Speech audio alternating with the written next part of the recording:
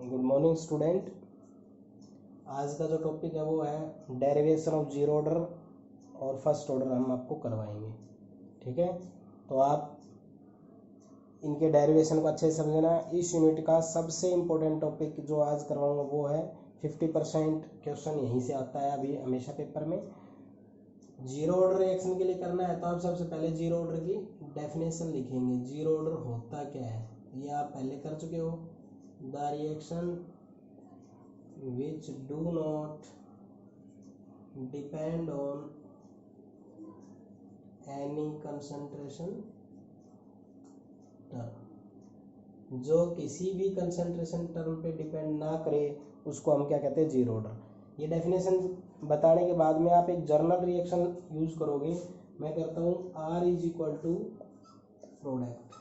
ठीक है, तो ये जीरो ऑर्डर रिएक्शन है। आप इसको आप कैसे लिखोगे, इसको ऐसे लिखोगे minus D by D T of R, ये लिखते हैं। और जो ये रिएक्टेंट होता है ये किसके होता है, इसके डायरेक्टली होगा। और रिएक्शन अगर जीरो है ऑर्डर में तो आप इसकी वैल्यू कितनी रख दोगे, यहाँ जीरो। समझ में आ गया भाई। इसको तो मैंने minus D R by D T, ये तो रिएक्शन हो गई। रिएक्शन रेट किसके बराबर होगा, ऑर्डर के। तो ये क्या हो गया, कांस्टेंट ऑफ प्रोपोर्शनैलिटी, और आर के ऊपर डिपेंड करता है, बट आर के ऊपर जीरो ऑर्डर में डिपेंड नहीं करता, इसलिए आप यूज करेंगे जीरो। तो यहाँ से क्या बन गया आपका, ये बन गया minus D by D T of R is equal to K. किसी की भी पावर जीरो तो वन होती है, तो यहाँ से क्या हो गया, ये हो गया minus D R is equal to K D T. ठीक है, यही कह सकते हैं। चलो इसको यहीं रख लें। इसको मैंने टी को इधर क्या कर दिया, मल्टीप्लाई कर दिया। अब हम करेंगे इसका इंटीग्रेशन। इंटीग्रेशन आप सीख चुके होंगे अब तक। इंटीग्रेशन करेंगे तो डिफरेंशिएशन और इंटीग्रेशन हो रहा है, यानी डिफरेंशिएशन अंडर इंटीग्रल साइन। ये आपके +2 में नहीं बताया गया होगा अब तक। डिफरेंशिएशन भी हो रहा हो और इंटीग्रेशन भी हो रहा हो, उसको कहते हैं डिफरेंशिएशन अंडर इंटीग्रल साइन। और जिस रूल से सोल्व होता है उस रूल का नाम होता है लेबनीज रूल। बट यहाँ पे आपको सीधा बताता हूँ, क्योंकि हमें यहाँ पे वो रूल तो सोल्व करना नहीं है। तो आपको क्या करना है, डिफरेंशिएशन से इंटीग्रेशन को कैंसिल कर देना। ये दोनों एक दूसरे के अपोजिंग होते हैं, तो इंटीग्रेशन यहाँ क्या आ जाएगा, इसका r। ठीक है, और इधर क्या आ जाएगा k, और dt का इंटीग्रेशन क्या आएगा t। और ये भी पढ़ चुके हो आप कि इनडेफिनेट इंटीग्रल्स हम पढ़ रहे हैं जर्नल एक्सप्रेशन के अंदर।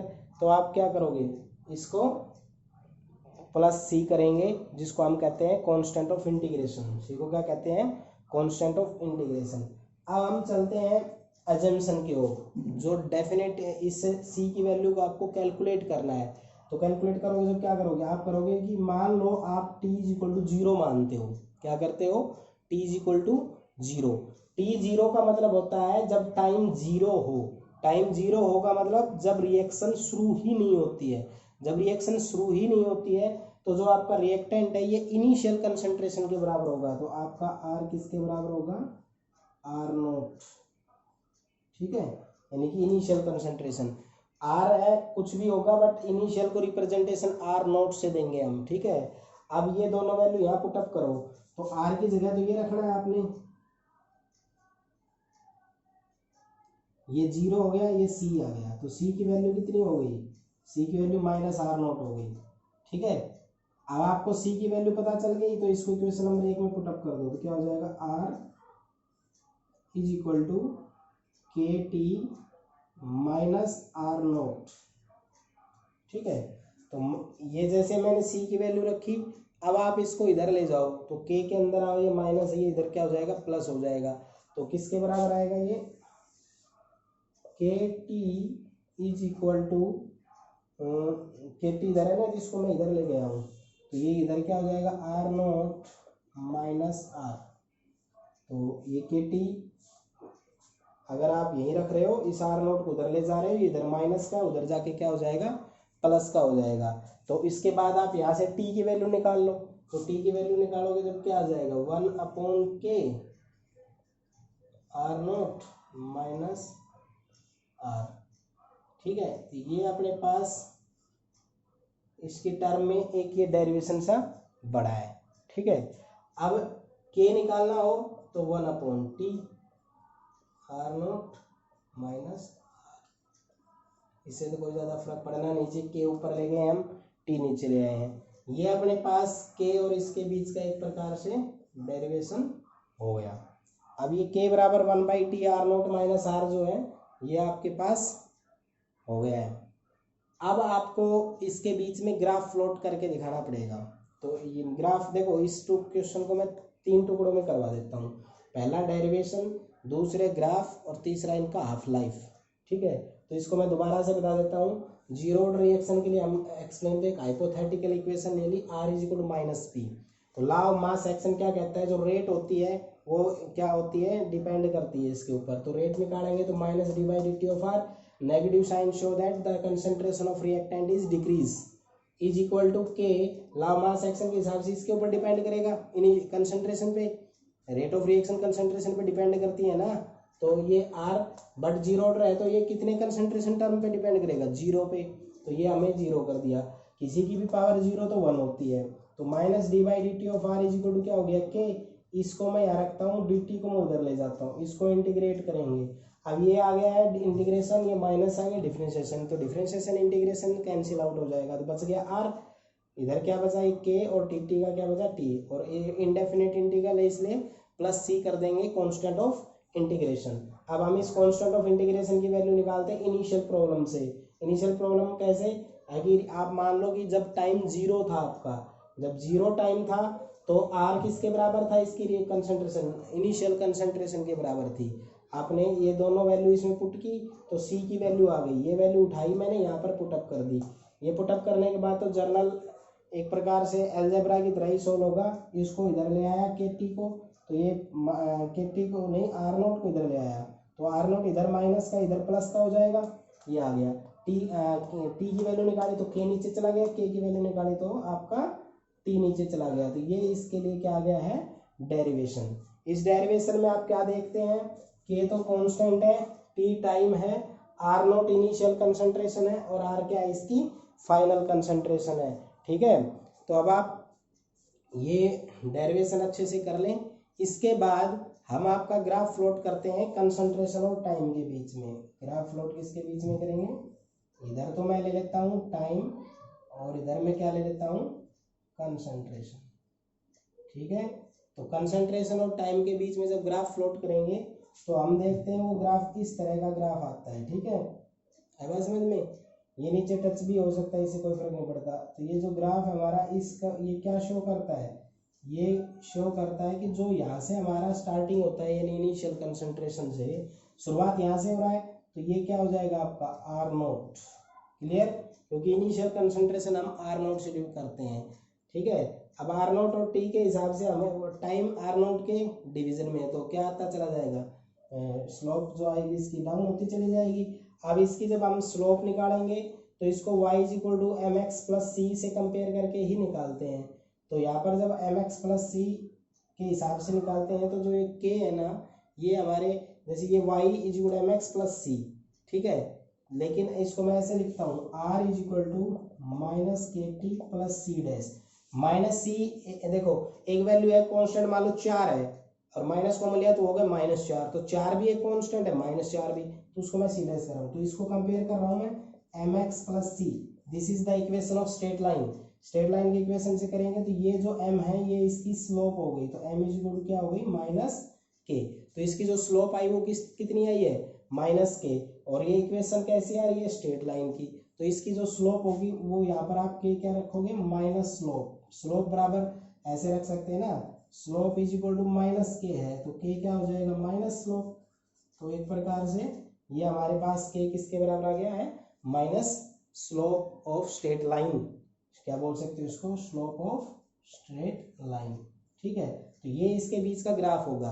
तो कंसंट्रेशन और टाइम के बीच में जब आप ग्राफ प्लॉट करते हो तो इनिशियल कंसंट्रेशन आपकी यहाँ पर r0 होगी और धीरे धीरे टाइम के हिसाब से इनिशियल कंसंट्रेशन, क्योंकि ये इनिशियल मान लो आपके पास 100 ग्राम है, टाइम के हिसाब से धीरे धीरे डिक्रीज होता जाएगा, तो धीरे धीरे डिक्रीज होता चला जाएगा। अब कहोगे कि सर ये तो आप यहाँ से क्यों ले रहे हो, यहाँ से ले लेते, यहाँ पे ले लेते, यहाँ पर जो आपका जो एक्सिस होता है वहाँ पर टाइम और जो ये आपका कंसंट्रेशन होता है, तो हमें कंडीशन ये लेके चलनी पड़ती है जब टाइम 0 हो और आपका इनिशियल कंसंट्रेशन कुछ हो।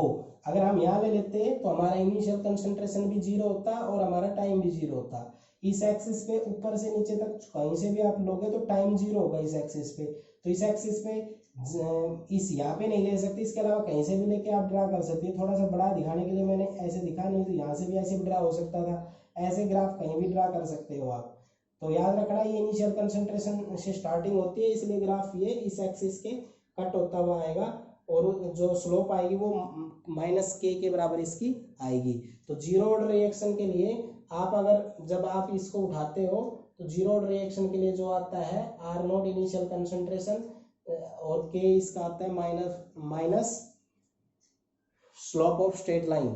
ठीक है, तो इस तरह से आप ये क्या कर सकते हो, इसका ग्राफ प्लॉट कर सकते हो। इसके बाद आप इसका करते हो हाफ लाइफ पीरियड क्या होता है।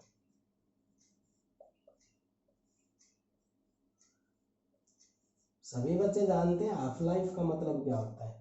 मान लो कि एक पेड़ है, वो जमीन के अंदर, भाई बहुत ज़्यादा आंधी तूफान आया, ज़मीन के अंदर वो दब गया है और उसको हमने लाखों वर्षों के बाद हम उसका कोई एक हमें टुकड़ा मिला है। जैसे आज के टाइम में कभी ज़मीन में दबा हुआ कुछ खजाना मिल जाता है, कई बार कुछ मिल जाता है, जैसे सिंधु घाटी सभ्यता, इस तरह के जो भी उनके जो भी अवशेष मिलते हैं, उन अवशेष जो हमें उनके पार्ट्स मिलते हैं, उन पार्ट्स की एज हमें मेजर करनी होती है कि भाई ये बताओ कब का है, कौन सी सभ्यता का है, कौन से राजा का है।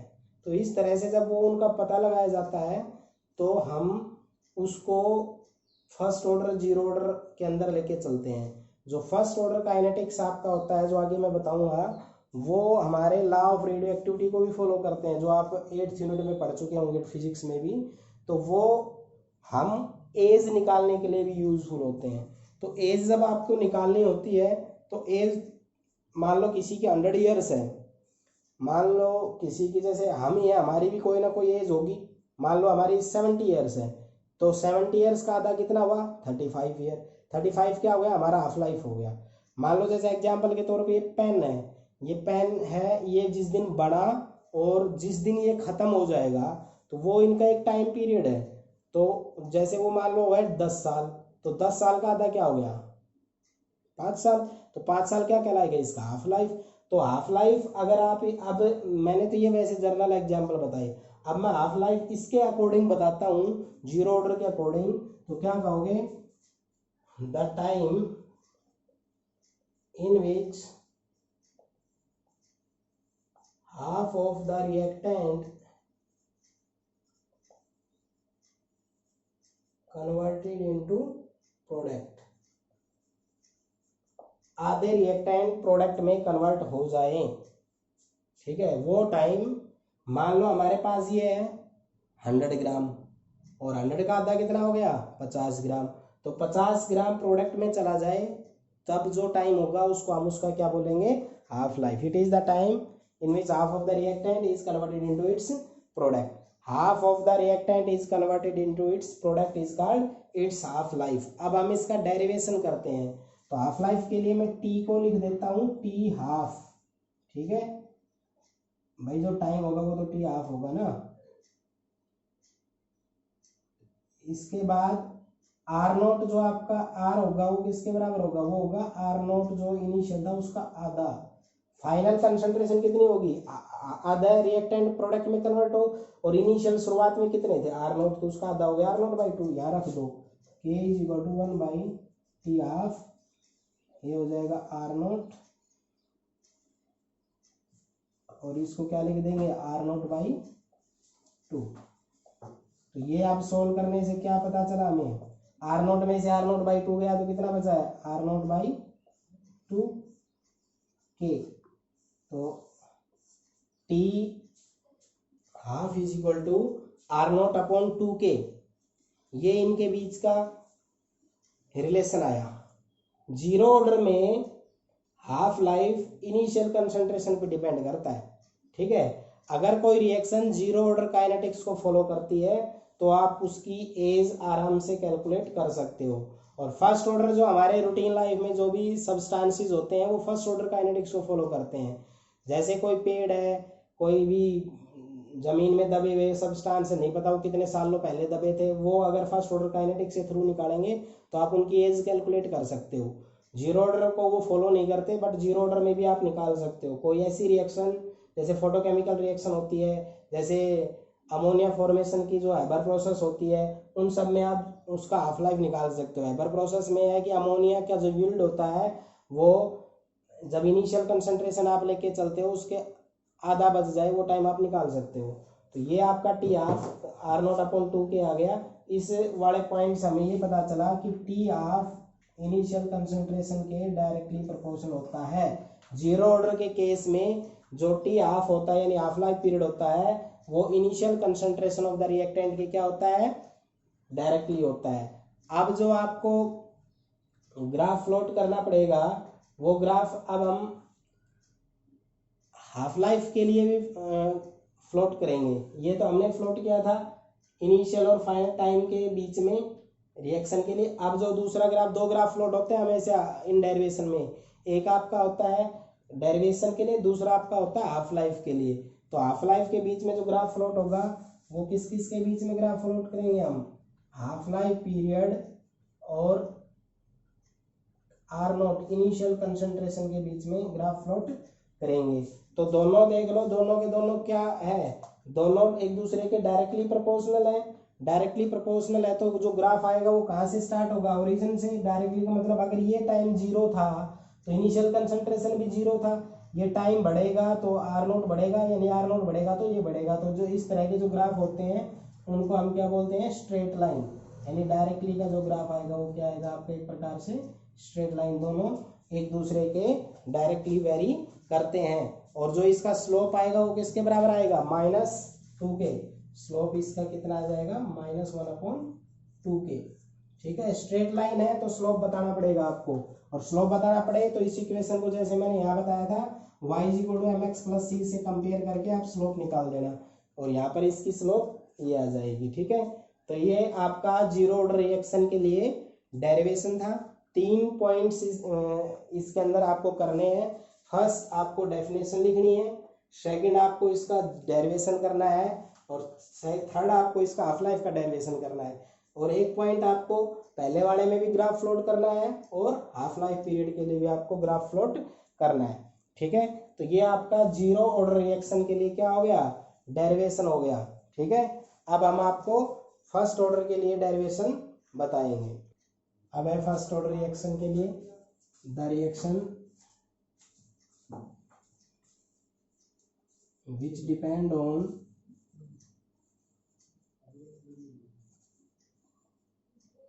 one concentration term, जो एक कंसंट्रेशन टर्म पे डिपेंड करती हो। तो इसके लिए मैं डेरिवेशन करता हूँ, मैं इसको दो पार्ट में कर लेता हूँ। बड़ा है R = P, तो रेट किसके बराबर होगी, -d/dt ऑफ R = K और R की पावर 1। जब हमने पिछले वाले में बताया था कि जो हमारे पास होता है वो R = 0 होता है, यहाँ पर R = 1 होगा। क्यों, क्योंकि ये फर्स्ट ऑर्डर रिएक्शन है। ठीक है, तो यहाँ से अब हम सोल्व कैसे करेंगे, यहाँ से हम सोल्व करेंगे -dr/dt, माइनस को मैं उधर ले जाता हूँ, -k r को मैं नीचे ले आता हूँ। वेरिएबल सेपरेबल इंटीग्रेशन आप करते हो तो आपको पता होगा कि वेरिएबल सेपरेबल आपको उनका करना पड़ता है। ठीक है, तो r और r एक जैसे वेरिएबल है, इसको तो मैं ले आया हूँ साथ, और जो ये है ये मैं ले गया हूँ उधर। ठीक है, तो या माइनस को कोई बात नहीं इधर भी रख सकते हो। तो इसका इंटीग्रेशन करो तो देखो जो वैल्यू ऊपर है r उसका डिफरेंशिएशन है ऊपर, तो नीचे वही वैल्यू है। तो जो वैल्यू होती है उसका डिफरेंशिएशन ऊपर हो, नीचे वो वैल्यू हो, तो जो फॉर्मूला बनता है इंटीग्रेशन का वो बनता है लॉग का। तो यहाँ पे केमिस्ट्री में तो नेचुरल लॉग लगेगा, R N into R, minus sign लगेगा, ठीक है, नहीं माइनस नहीं लगेगा, माइनस तो इधर लेंगे ना, ठीक है।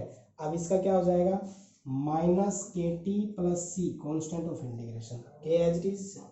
अब इसको भी इनिशियली यूज करते हैं, जब टाइम 0 था तो आर किसके बराबर था, आर नोट की वैल्यू रख दो सारी, तो L N R naught is equal to C. ये इक्वेशन नंबर 1 थी, सी की वैल्यू यहाँ पुटअप कर दिया, तो हो जाएगा L N R is equal to minus K T plus L N R naught, ठीक है। इस इधर ले आओ इसको, एल एन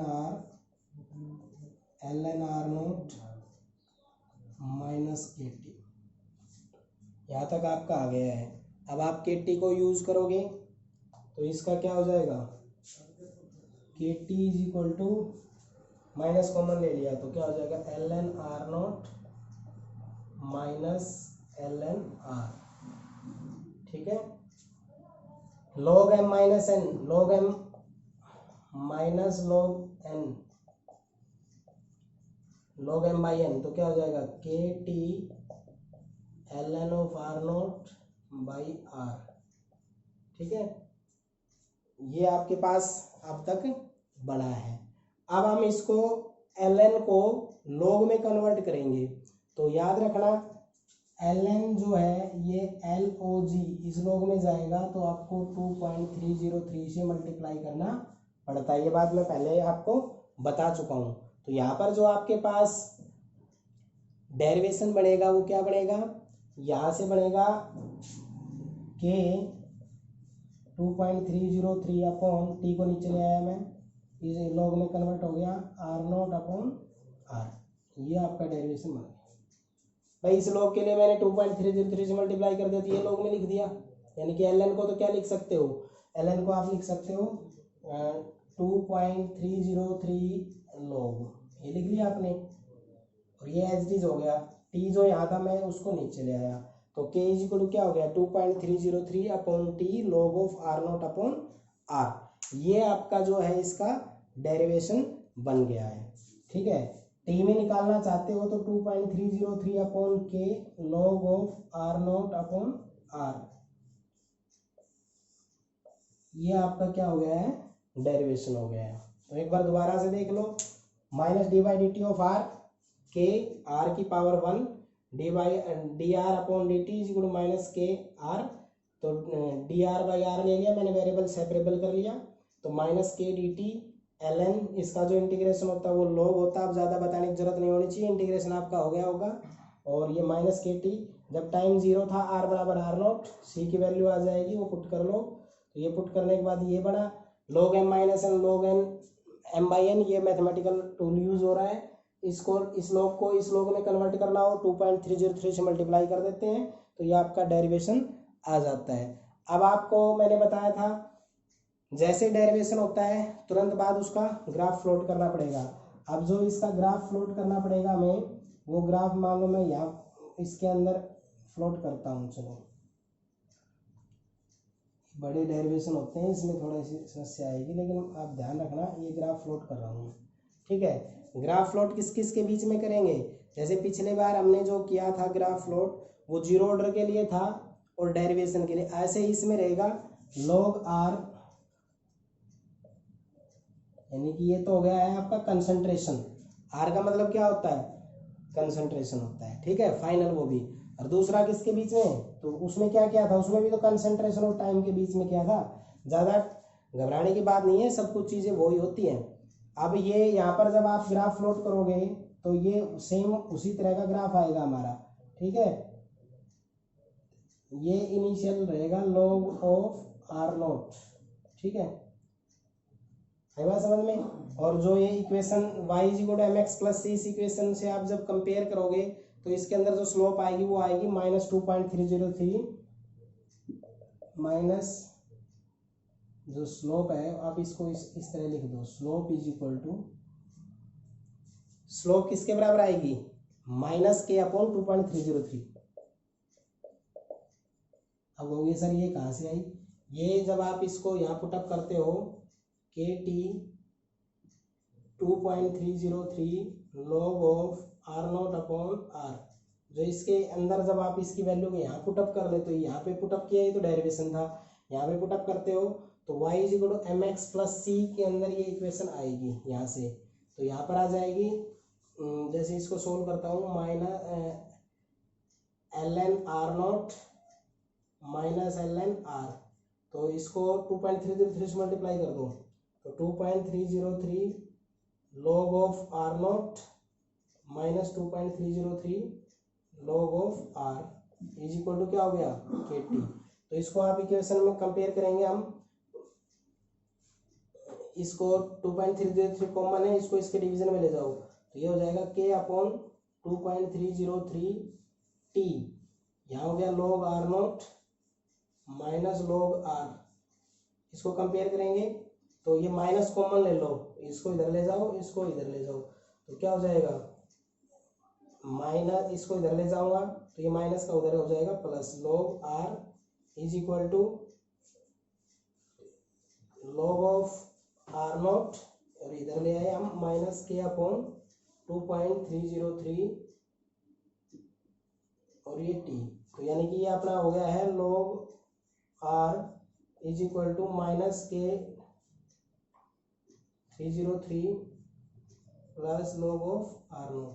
इसको कंपेयर करो, y is equal to M X plus C, तो ये तो आपका y हो गया, ये c कांस्टेंट हो गया, इसको इंटरसेप्ट कहते हैं, ये आपका क्या हो जाएगा, इसके साथ कंपेयर होगा तो ये m हो जाएगा, इसको क्या बोलेंगे, स्लोप, ये क्या होगा माइनस 2.303 लो। ये आपको कैलकुलेट करके नहीं दिखानी, मैंने आपको बता दी है, आप डायरेक्ट ध्यान भी रख सकते हैं। इस डेरिवेशन से इस तरह से आप स्लोप निकालोगे तो ये आपका क्या आ गया है, इसका स्लोप आ गया है। तो जो आप ग्राफ प्लॉट करते हो log r और टाइम के बीच में वही सेम आएगा, क्यों, क्योंकि टाइम और ये दोनों जीरो, इस यहाँ से शुरू नहीं हो सकता, यहाँ पे टाइम जीरो होगा तो आर भी जीरो होगा, यहाँ से शुरू होगा, यहाँ पर टाइम तो जीरो है बट आर जीरो नहीं है। तो जब कोई भी सैंपल आप लेके चलते हो, शुरुआत में उसका कोई ना कोई कंसंट्रेशन होगा, यानी कोई ऐसा रिएक्शन ही नहीं है जिसमें कंसंट्रेशन जीरो हो और उसकी रिएक्शन की स्पीड हो, ऐसा हो ही नहीं सकता। आप आर अगर लेके चलते हो तो आर जीरो नहीं हो सकता कभी भी, अगर आर जीरो होगा तो प्रोडक्ट क्या बढ़ेगा, कुछ भी नहीं बढ़ेगा, इसलिए रिएक्टेंट कुछ ना कुछ हमेशा होगा, इसलिए ग्राफ आपका ओरिजिन से शुरू नहीं हो सकता, आपका ग्राफ इसके अलावा कहीं से होगा, वो डिपेंड करेगा कि आर कितना है, ठीक है। तो ये हमारे, इसलिए यहाँ भी ड्रा कर सकते थे, यहाँ भी कर सकते थे, ऐसे ग्राफ आएगा, कहीं से भी कर लो, ठीक है, जहाँ से शुरू करोगे वो उसकी इनिशियल कंसंट्रेशन होगी, ठीक है।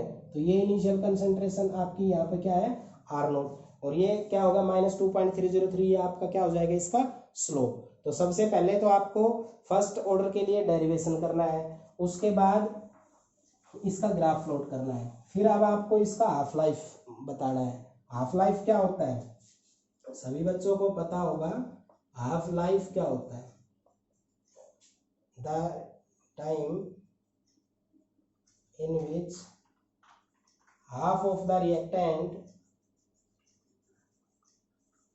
converted into product, आधे रिएक्टेंट प्रोडक्ट में चले जाएं, उसको क्या कहते हैं हम, उसका हाफ लाइफ कहते हैं।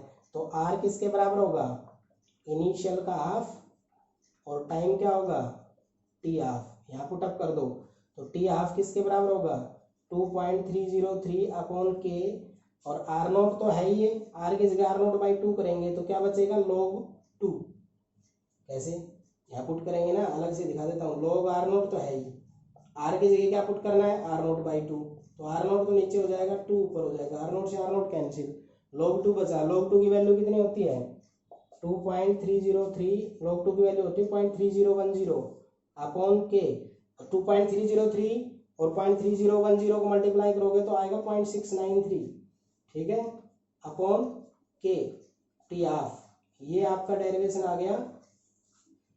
टी हाफ किसके बराबर आया है, 0.693, ये कांस्टेंट टर्म, के रेट कांस्टेंट, दोनों कांस्टेंट है, यानी कि जो फर्स्ट ऑर्डर रिएक्शन होती है उसमें half life period initial concentration पे डिपेंड नहीं करता। कम से कम 20 बार पेपर में वन वर्ड में आया है कि कौन से ऑर्डर के अंदर हाफ लाइफ इनिशियल कंसंट्रेशन पे डिपेंड नहीं करता। आप कहोगे फर्स्ट ऑर्डर में डिपेंड नहीं करता, वो आप डेरिवेशन से देख भी सकते हैं कि 0.693 अपॉन के, ठीक है, ये आपने फिजिक्स में पढ़ा होगा, वहां पर आ रहा होगा लैम्बडा, ठीक है, क्योंकि वहां पे हम जो रेडियो एक्टिव डीके पढ़ते हैं वो फर्स्ट ऑर्डर काइनेटिक्स को ही फॉलो करता है। मैं यहाँ पर किसी भी रिएक्शन में ऑल ओवर रिएक्शन के लिए बताऊँ, ये फिजिक्स में नहीं बताया गया होगा, क्योंकि फिजिक्स के अंदर तो वो जो लॉ ऑफ डिसइंटीग्रेशन है वो चीज़ बताई जाती है, ठीक है। लेकिन इसकी एप्लीकेशंस क्या क्या हो सकती है वो नहीं बताई गई होगी। वो ये होती है कि पूरी दुनिया के अंदर जो भी रिएक्शन, चाहे वो केमिकल रिएक्शन हो चाहे वो फिजिकल रिएक्शन हो, अगर वो फर्स्ट ऑर्डर काइनेटिक्स को फॉलो करती है तो आप उससे किसी भी सब्सटेंस की एज निकालने में यूज कर सकते हो। चाहे कार्बन आइसो डेटिंग यूज कर रहे हो, चाहे यूरेनियम डेटिंग यूज कर रहे हो, कोई भी डेटिंग आप यूज करते हो, चाहे फॉसिल फ्यूल्स की एज निकालनी हो, चाहे कोई भी आपके रिसोर्सेज होते हैं जो ओल्ड रिसोर्सेज होते हैं, जैसे आज ही टाइम में बोलते हैं भाई 5000 वर्ष पूर्व डायनासोर होते थे, कि आपको कैसे पता, लोगों को कैसे पता, ऐसे थोड़ी किताब में कुछ भी लिख देते हैं। उनके जो भी अंश मिले थे उनको आइसोडेटिंग प्रोसेस के थ्रू, यानी इस फर्स्ट ऑर्डर के थ्रू आपको जब उसके अंदर चेक किया गया तब पता चलता था, टाइम निकाला गया, उसमें हर चीज़ वैल्यू उसने जो सैंपल लिया वो इनिशियल कंसंट्रेशन वगैरह यूज करके उसने उसका टाइम निकाला। ये इस तरह के न्यूमेरिकल्स आपके बहुत ज़्यादा न्यूमेरिकल हैं, कम से कम 1 या 2 लेक्चर में हम इसका करवाएंगे। तो ये आपका हाफ लाइफ आ गया। अब एक छोटा सा बचता है हाफ लाइफ के बीच में ग्राफ, यही तो बताया था आपको। तो इधर तो आप यूज कर लोगे log of R0 upon R, ठीक है, क्या यूज कर लोगे log of R0 upon R, और दूसरा क्या यूज कर लोगे, टाइम, जैसे हमने पीछे किया था। तो ये जो टाइम और इसके बीच का ग्राफ आएगा वो तो क्या आएगा आपका स्ट्रेट लाइन आएगा, इसका स्लोप भी वही आएगा जो उसके अंदर आया था, ठीक है। तो -k अपॉन 2.303 ये इसका स्लोप होगा। तो याद रखना, जब हाफ लाइफ के बीच में टाइम जो होता है उसमें ग्राफ प्लॉट करते हो वो इनिशियल से शुरू होता है, और जो आप डेरिवेशन के लिए करते हो वो हमेशा इनिशियल से शुरू होता है। ग्राफ अलग से भी 1 नंबर में कई बार पूछा गया है, ठीक है। तो हाफ लाइफ पीरियड जो आपका होगा वो the time period during which half of the reactant converted into product. दूसरी डेफिनेशन लिख सकते हो, half life period is the time in which half of the reaction is complete, या ये कह सकते हैं half of the reactant is converted into product. ये 2 डेफिनेशन आप यूज कर सकते हो। जैसे फिजिक्स में कहते हैं हाफ लाइफ क्या होता है कि half of the radioactive disintegration takes place, ये बोल सकते हो, या half of the reactant converted into product आप बोल सकते हो, ठीक है। तो ये आज आपके सिर्फ 2 ही डेरिवेशन होंगे, जीरो ऑर्डर रिएक्शन का और फर्स्ट ऑर्डर रिएक्शन का, ठीक है।